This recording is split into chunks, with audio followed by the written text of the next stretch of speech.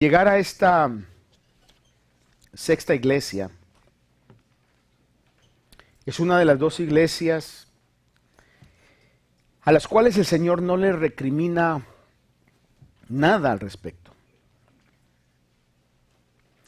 Si nosotros recibiéramos una carta de parte de Dios como iglesia, ¿qué nos diría? Nos diría el mensaje que le dio a la iglesia de Esmirna o a la iglesia de Filadelfia. O quizás nos diría algún otro mensaje. Quizás que hemos dejado nuestro primer amor como le pasó a la iglesia de Éfeso. Quizás que podamos avivar lo que está por morir o lo que está muerto como la iglesia de Tiatira. Todos quisiéramos que si Dios nos escribiera una carta, fuera como la carta que le escribe a la iglesia de Filadelfia. Una ciudad que tomó su nombre porque el gobernante era muy amado por su hermano y de ahí sale la palabra Filadelfia, que quiere decir amor entre hermanos. En inglés se llama brotherly love. Es lo que la palabra Filadelfia quiere decir. Era una iglesia que comienza a recibir el mensaje de Dios o que el Señor le da a través del ángel, donde se identifica el Señor Jesús como el Santo. Versículo 7 dice, el Santo, el verdadero, el que tiene la llave de David, el que abre y nadie cierra, y cierra y nadie abre, dice esto. El Señor comienza a identificarse como el Santo y como el verdadero. Que Él se identifique como el Santo y como el verdadero, y que identificándose como el Santo, como el que no tiene mancha, como el que no tiene ninguna contaminación, pueda dar una palabra positiva a alguien, eso significa mucho. El que se identifique como el verdadero y no le recrimine nada a la iglesia es porque está diciendo, yo realmente conozco lo que tú eres. Yo realmente conozco lo que tú haces. Por eso es que es una iglesia que realmente se debe haber sentido con gozo en su corazón al recibir este mensaje.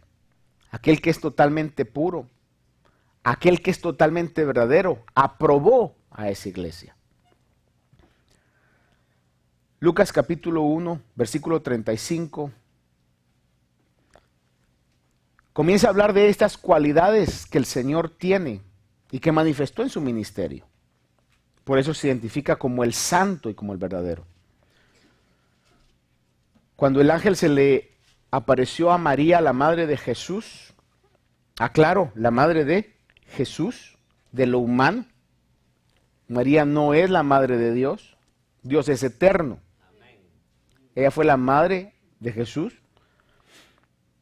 Cuando el ángel se le aparece, le dice, versículo 35 del capítulo 1 de Lucas, el Espíritu Santo vendrá sobre ti y el poder del Altísimo te cubrirá con su sombra.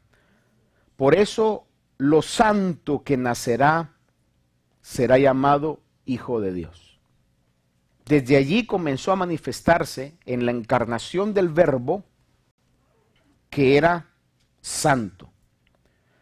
En Juan 6, capítulo 6, versículos 68 y 69, dice, Simón Pedro le respondió, Señor, ¿a quién iremos? Tú tienes palabras de vida eterna, y nosotros hemos creído y conocido que tú eres el Santo de Dios. Durante toda su vida del ministerio terrenal, se manifestó que Él era, desde su nacimiento hasta la maduración del ministerio, que Él era el Santo de Dios. Algo curioso es que aún hasta los demonios lo reconocían. En Marcos capítulo 1, versículo 23 y 24, le leo que dice que el Señor estaba en la sinagoga de ellos y un hombre con un espíritu inmundo, el cual comenzó a gritar diciendo: ¿qué tenemos que ver contigo, Jesús de Nazaret? ¿Has venido a destruirnos? Le dice: yo sé quién eres. Y la palabra o la frase que utiliza es el Santo de Dios. Cuando el Señor se identifica como el Santo y el verdadero, no es que haya alcanzado la santidad ahora que estaba glorificado, sino que desde el principio fue santo, siguió siendo santo. Por esa razón es que, si no me equivoco, en la carta a los Corintios dice que era imposible que Él se quedara en la tumba. Fue resucitado por el Espíritu de santidad. Se identifica como el santo, como el verdadero, pero también dice el que tiene la llave de David. Y obviamente la llave es para abrir y para cerrar. La llave es una señal de autoridad. Es como, por ejemplo, yo tengo la llave de toda la iglesia. Nadie más las tiene. Otros tienen, por ejemplo, el hermano Luis, que es el segundo en cargo, pero hay llaves que él no tiene. Pero yo tengo todas, no porque no le confíe, no porque a lo menos quiero tener unas que solo yo tenga.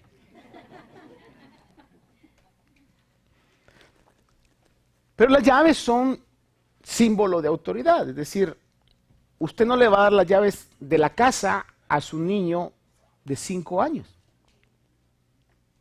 Eso en mi tiempo había que ganárselo. No sé si con usted fue igual, pero iban en rangos. Me recuerdo que mis hermanos mayores tenían llaves, yo no tenía llave, yo tenía que tocar, tenía que pedir, tenía que saber. Es decir, si me salía sin permiso, no podía entrar. Llegó una edad donde ya me daban llave. No digamos, por ejemplo, llaves del carro, ¿verdad? Eso se va ganando, la llave es señal de autoridad. Y el Señor dice: yo tengo la llave de David. No sé por qué razón a veces se toman palabras y tratan de juntarse bajo conceptos que bíblicamente es difícil conciliar. Por ejemplo, alguien dice: la llave de David, la alabanza. Yo no creo. La llave de David lo que está hablando es una señal de autoridad que el Señor tiene. ¿Cómo le digo esto yo? Por ejemplo, Mateo 16, 19, cuando el apóstol Pedro, que tuvo tantos errores, desatinos, pero también le atinó a varias cosas. Y Dios le escogió, y Dios bendiga a Pedro, ¿verdad? Que por medio de sus muchos errores nosotros podemos evitar cometerlos o aprender. En el capítulo 16 de Mateo, a Pedro le dice el Señor: yo te daré las llaves del reino de los cielos. Y lo que ates en la tierra será atado en los cielos, y lo que desates en la tierra será desatado en los cielos. La mayoría de teólogos serios aquí en el estudio de esto y del significado exegético, como se dice, exegético es yendo palabra por palabra, considerando el contexto, considerando lo que continúa después. ¿Están de acuerdo que lo que estaba hablando el Señor aquí es que a través de ti se va a abrir la puerta del reino de los cielos? Y eso literalmente fue así, se cumplió. El primero que dio el mensaje para que entraran al reino de los cielos fue Pedro. Con todos sus desaciertos, pero fue él. Y vinieron por unas cantidades inmensas, porque Dios le había dado la autoridad para poder abrir el reino de los cielos. De hecho, hay un pasaje donde literalmente la Biblia habla acerca de la expresión que encontramos en Apocalipsis.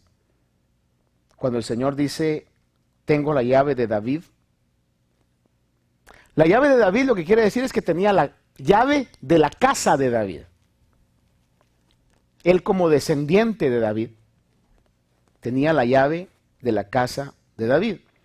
Pero esto fue una realidad en un momento histórico del pueblo de Israel en Isaías capítulo 22, versículo 22, hablando sobre un hombre llamado Eliakim, que era hijo de Hilcías, que vino a ser como el primer ministro o gobernador de esa región de Judá y de Israel. Dice en Isaías 22, 22, entonces pondré la llave de la casa de David sobre su hombro. Cuando él abra, nadie cerrará. Cuando él cierre, nadie abrirá. Cuando el Señor está identificándose ante el hecho que este hombre Eliakim había experimentado. Él era el que tenía la llave para poder administrar los tesoros de la casa de David, lo que había acumulado David durante mucho tiempo. Nadie podía entrar a tener acceso a esos tesoros si Eliakim no le abría. Literalmente está usando las mismas palabras. Lo que el Señor está diciendo aquí es, yo soy el que tengo el acceso a los tesoros de la casa de David. Yo soy el que tengo el acceso a esas bendiciones. El Señor es el que tiene el acceso a la salvación, porque Él dijo un pasaje que usted lo sabe y lo ha oído muchas veces, Juan 14:6. Jesús dijo, yo soy el camino, yo soy la verdad y yo soy la vida. Y categóricamente, sin ninguna excusa, sin ninguna pena, dijo, nadie viene al Padre si no es por mí. Él es la puerta de las ovejas. Por eso cuando Él viene y Él dice, tengo la llave y cuando yo abro, nadie cierra y cuando cierra, nadie abre. Está hablando de la autoridad que posee. De hecho, en Apocalipsis 1:18, Él se muestra como el que tiene las llaves de la muerte y del Hades. Una autoridad total. Por eso cuando el Señor Jesús resucitó y que están los discípulos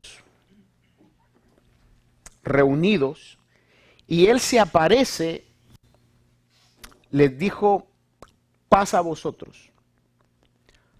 Toda autoridad me ha sido dada en el cielo y en la tierra. Estaba Él tomando la autoridad que Dios le había dado. Una autoridad total. Por eso cuando Él dice, yo soy el santo, el verdadero, el que tiene la llave de David, que cuando abro, nadie cierra y cuando cierra, nadie abre, está hablando de una total y suprema autoridad. Una de las cosas que nosotros como cristianos individualmente, cada uno de nosotros, debemos de ocuparnos y en cierto sentido preocuparnos, es que Dios esté con nosotros. Cuando digo que Dios esté con nosotros es que Dios apruebe nuestras obras. Porque si así es, Dios va a dar la fuerza, Dios va a dar los medios, Dios va a dar los recursos, Dios va a dar lo que necesite usted para poder desarrollar los planes que Dios tiene para cada uno de ustedes. Si Dios está con nosotros, dice el apóstol Pablo, Dios con nosotros, ¿quién contra nosotros? ¿Por qué? Porque Él tiene toda autoridad. Era reconocido como santo durante todo su ministerio y como leímos, aún los demonios decían, yo sé quién eres, el santo de Dios. Y el santo, el verdadero, le dice a esta iglesia un mensaje donde no podía haber absolutamente nada de falsedad porque Él es el santo, el verdadero.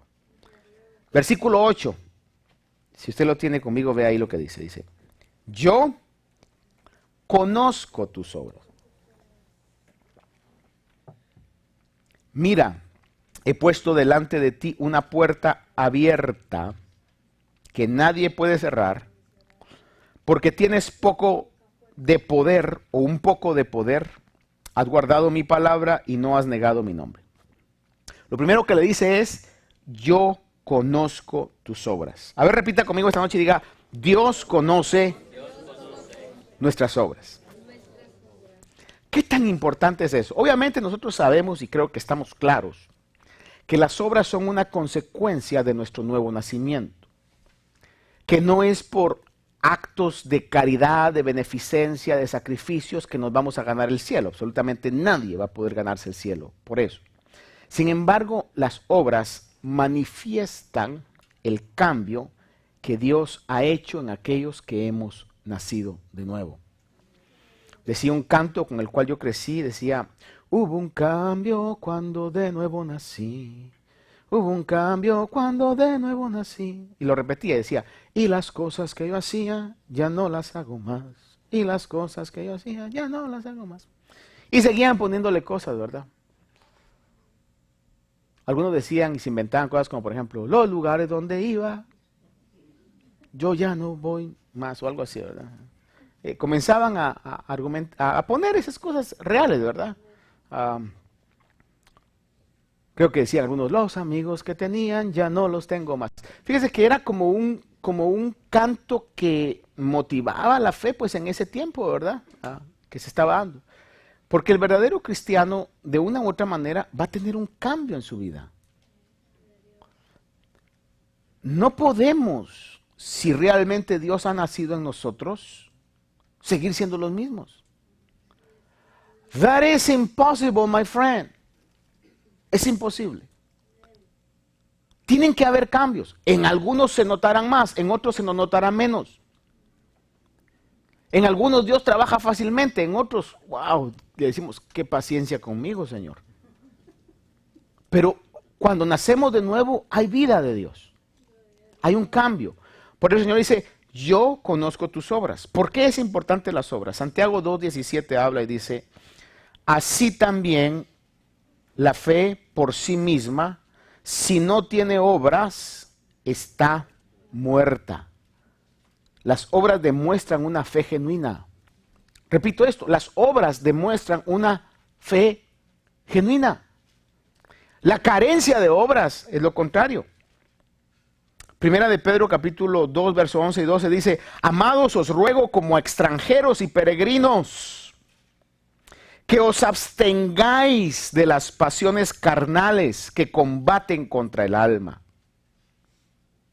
Mantened entre los gentiles una conducta irreprochable, a fin de que en aquello que os calumnian como malhechores, ellos, por razón de vuestras buenas obras, al considerarlas, glorifiquen a Dios en el día de la visitación. ¿Qué está diciendo el apóstol Pedro? Y comienza diciendo: os ruego, y nos pone la situación real de nuestro destino, como extranjeros y peregrinos. Es difícil poder enfrentarnos a la realidad de lo que estamos viviendo, porque obviamente, haga de cuenta, esto es algo que no se ve, y el mundo, hablo del mundo en general, pues entra en una pandemia, pues, ¿verdad? Pero nosotros, voy a decir esto con mucho cuidado, porque a veces me han dicho: usted como que se quiere morir. Pero ¿qué es lo más crítico que nos puede pasar? Que nos muramos en este mundo. ¿Y qué es lo que la palabra de Dios nos ha dado? Sino vida eterna. En ese caso. Entonces, lo que Pablo pone es: os ruego como extranjeros y peregrinos. Eso es lo que somos, extranjeros y peregrinos. Dice: que os abstengáis de las pasiones que combaten contra el alma. Y a la misma vez también, por esa actitud, por ejemplo, una pasión que combate contra el alma puede ser la venganza. Y todos en algún momento hemos tenido el deseo de vengarnos. Haga de cuenta que a usted le pasó algo en el trabajo, en la escuela, en el vecindario, lo que sea, y usted se abstiene. No hay tal de decir: Señor, si es tu voluntad que no me vengue, Señor, que me venga una unción, Dios mío, y un espíritu que me retenga, Dios mío, ahorita que le voy a ponchar la llanta, Señor amado, que esa llanta se convierta de acero y no le entre el cuchillo. ¿Abstenerse qué es? Por ejemplo, es negarse, pues. Es lo que nos pasa a nosotros cuando hay ciertas cosas que nos hacen daño y tenemos que negarnos, ¿verdad? Hay personas, por ejemplo, mi padre tiene 91, creo yo. Tiene tantos que hasta me cuesta seguir la cuenta. Pero le gusta ver box. Le gusta ver box. El punto es que lo disfruta, se mete, hermano. Ahora no sé, pero la última vez que yo lo veía, hermano, está así y hasta se hace los quites, hermano, cuando... Pero mi madre le dice, no mires eso, te hace daño. Y lo peor es que lo sueña, fíjese. Sueña que está boxeando, entonces mi mamá dice, en la noche anda y de repente siento que me pega, dice. Entonces le dice, abstente de ver esas cosas. Pero a él le gusta. ¿Sí? ¿Qué es abstenerse? Es que usted va a tener el deseo, pero no lo va a hacer. Y cuando la persona se da cuenta y sabe que le ha hecho a usted algo, pero usted se abstiene y usted no lo hace, al ver esa actitud, glorifican a Dios. Cuando usted que puede comprarse algo, quizá con algún dinero que tiene extra, de repente el Señor lo motiva que ayude a alguien que está en necesidad, aún quizás no siendo cristiano, aunque la Biblia dice que ayudemos primeramente a los de la familia de la fe. Pero usted lo hace, hermano, y quizá la persona, sabiendo su situación, dice, no tenía que hacerlo. Pero lo hizo porque, movido por un espíritu de obediencia a la palabra, y al sentir usted lo hace, esto va a hacer que la gente pueda glorificar a Dios. ¿Y por qué lo hacemos? ¿O por qué lo hace? Porque es imposible que alguien que haya nacido de nuevo no pueda tener obras que manifiesten la vida de Dios. Por eso le dice el Señor, yo, el fiel, el verdadero, el santo, yo conozco tus obras. Importante que la iglesia no nos olvidemos de eso. Y le dice acá, he puesto delante de ti, obviamente, por esas obras de fidelidad, por esas obras de obediencia que la iglesia de Filadelfia tuvo, le dice, he puesto delante de ti una puerta abierta que nadie puede cerrar. Recuerde que se identifica a él como el que tiene la llave de David, la autoridad, donde si él abre, ¿qué dice? Nadie cierra. Entonces dice, yo he puesto delante de ti una puerta que nadie puede cerrar. ¿Se imagina que Dios le dijera a ustedes? He puesto delante de ti una puerta que nadie puede cerrar. Algo maravilloso, ¿verdad? Sería. Y dice,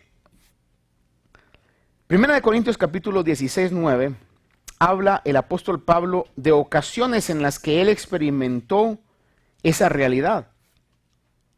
Dice en 1 Corintios 16, 9, porque se me ha abierto una puerta grande para el servicio eficaz y hay muchos adversarios.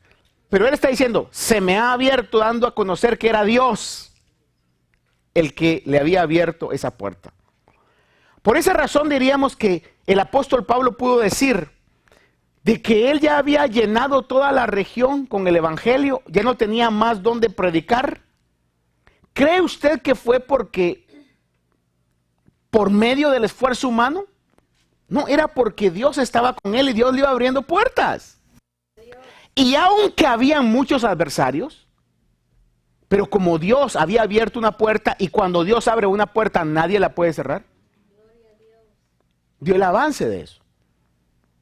Por eso le decía yo, lo importante es que Dios esté con nosotros. En 2 Corintios 2:12 dice, siempre el apóstol Pablo, cuando llegué a Troas para predicar el evangelio de Cristo y se me abrió una puerta en el Señor, una vez más utiliza el mismo principio.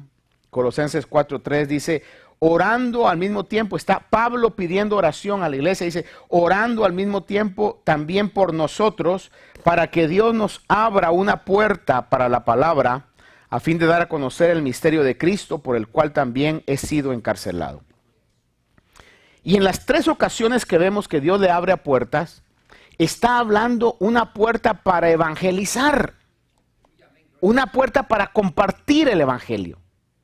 Que al final del día esa es nuestra misión, hermanos. Dios no nos ha salvado para que nos profeticemos unos a otros. Te voy a bendecir, te voy a prosperar. Hermanos, la razón principal, el DNA de la iglesia es que podamos ser sal de la tierra, que podamos ser luz del mundo, que podamos ser embajadores de Dios. Segunda de Pedro lo habla y dice que nos sacó de las tinieblas a la luz. Hizo de nosotros un pueblo de reyes y sacerdotes para que anunciemos las virtudes de aquel que nos llamó de las tinieblas a su luz admirable. La razón principal por la cual la iglesia está en este mundo es para poder irradiar la luz del Señor. Para que aquellos que han de ser salvos puedan oír. Romanos lo dice claramente. Porque ¿cómo oirán si no hay quien les predique? Y les recuerdo que la mayor parte del tiempo predicamos con nuestras acciones, por eso nuestras obras son importantes. Amén. He puesto una puerta abierta, la mayor parte del tiempo lo pone para poder hablar de Cristo. Y dice, he abierto esta puerta porque tienes poco poder. Y fíjese que aquí no está hablando que fuera una iglesia debilucha, porque no haría sentido que estoy en obediencia con el Señor no me está recriminando nada, no me está señalando nada negativo, pero soy una iglesia débil. Eso no hace sentido. Cuando habla de que tiene poco poder, la mayoría de aquellos hombres serios hablan y al ver la expresión está hablando en relación a lo general.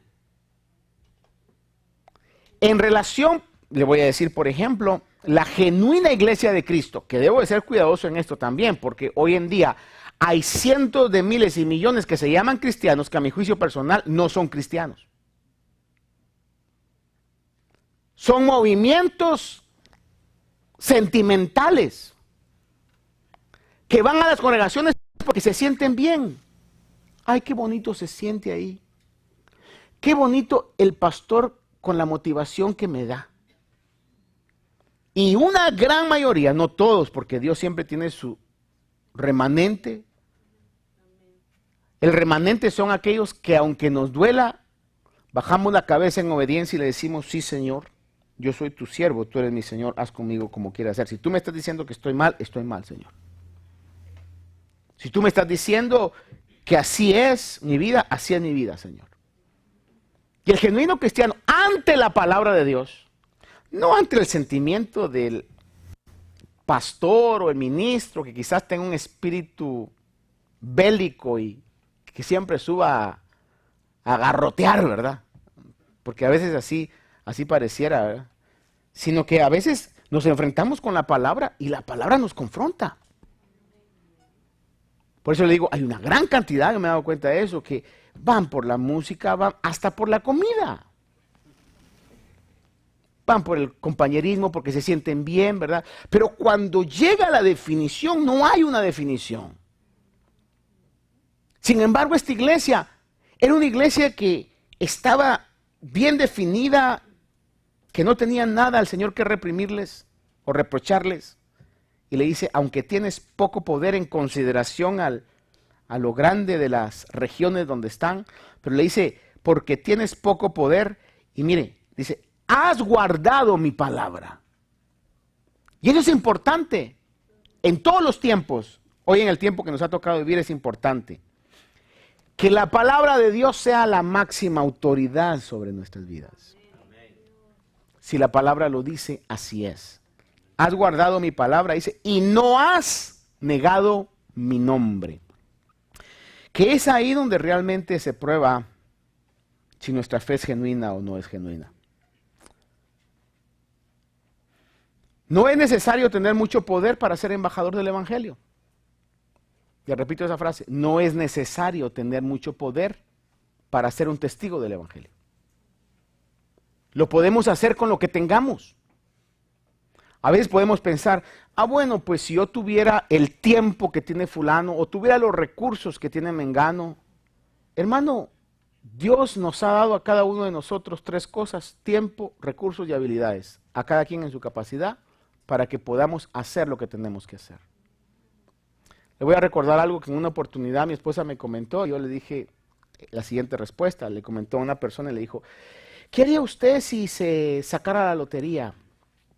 Y entonces mi esposa le dijo, ¿verdad? Ay, mire, yo conocería a todo el mundo, yo viajaría por todo el mundo. Y otra persona le contestó y le dice, yo no, yo ayudaría a todos los niños necesitados del mundo. Y llegó bien triste conmigo y me dijo, fíjate que me sentí tan mal. Le digo, no le hagas caso. Si ayudar a los niños quisiera, ya lo hubiera hecho.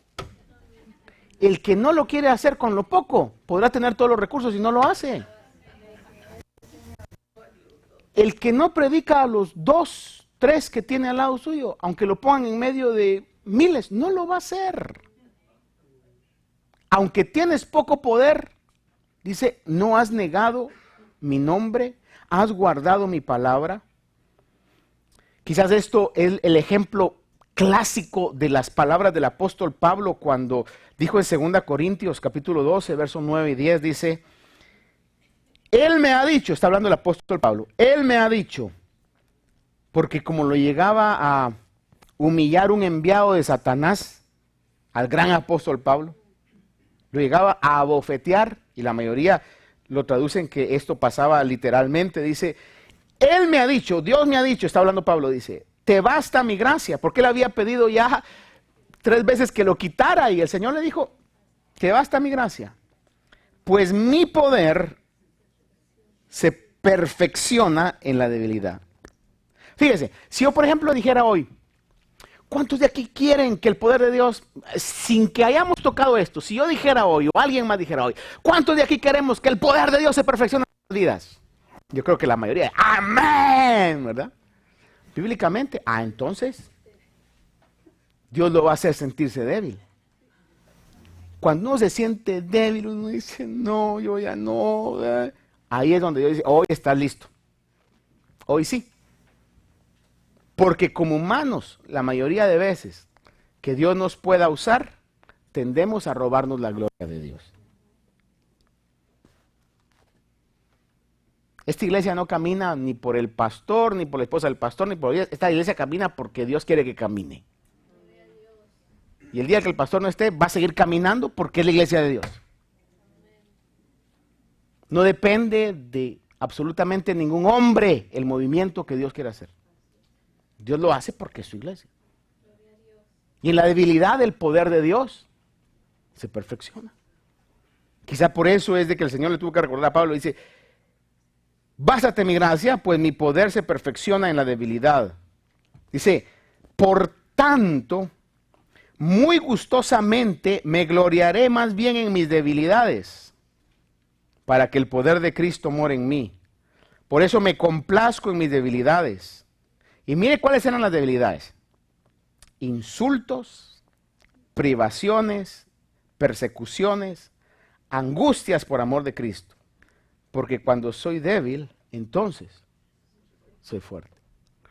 Porque ¿a quién se persigue? ¿Se persigue a un fuerte o se persigue a un débil? Haga de cuenta en 2 animalitos, para 2 perros, pues. ¿Quién persigue a quién? Aunque hay perritos que son bravos, hermano, yo me he dado cuenta de eso. Y es quizá lo que el expresidente de esta nación dijo en una ocasión, no importa el tamaño del perro para la pelea, sino el tamaño de la pelea en el perro. Me he dado cuenta que hay perros chiquitos, ¿verdad?, que son bravos, hermanos. Y los grandes y todos manzotes como que le temen, ¿no? Pero lo normal es que huya el débil. Cuando Pablo se sentía solo, débil, perseguido por sus conciudadanos que estaban en contra de lo que él predicaba, se sentía débil. Pero en medio de todo eso, el poder de Dios se perfeccionaba. Y donde él andaba Dios siempre respaldándolo, salvando, liberando.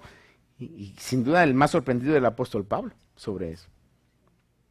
aprendamos a reconocer y a gloriarnos que lo bueno que podamos hacer es porque Dios está con nosotros, no por lo que nosotros realmente somos. Y le dice, versículo 8, yo conozco tus obras. Ahora, versículo 9 le dice, he aquí yo entregaré a aquellos de la sinagoga de Satanás, que se dicen ser judíos y no lo son, sino que mienten. He aquí yo haré que vengan y se postren a tus pies y sepan que yo te he amado. Obviamente la iglesia de ese tiempo tenía una persecución fuerte por el judaísmo. Dios se manifiesta en este pasaje.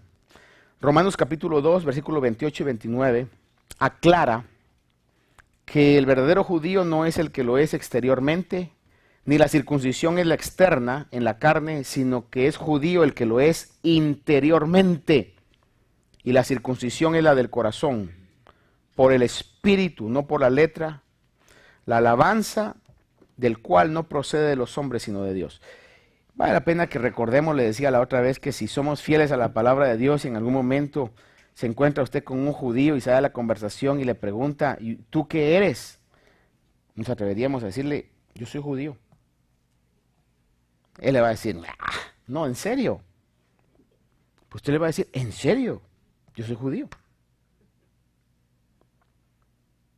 Es que me meto en problemas, pastor. Y sí, eso es defender la palabra de Dios. ¿Has guardado la palabra de mi perseverancia? Sería una buena manera para poder compartir, ¿verdad? ¿Cuál es nuestra fe? O que alguien le diga, ¿y usted ya es ciudadano? Usted le diga, ¿qué ratos? Hace como 15 años. ¿Y cómo consiguió la ciudadanía? Pues un día vino un espíritu de arrepentimiento a mí, reconocí a Jesús como mi Señor y Salvador, y inscribieron mi nombre en los cielos. ¿Qué es la mejor ciudadanía? ¿Qué no? ¿O cuántos la cambiarían por la de aquí? Porque hay muchos que serían tan tremendos, tan terrenales, ¿no? Carnales, ¿no? Verso 10.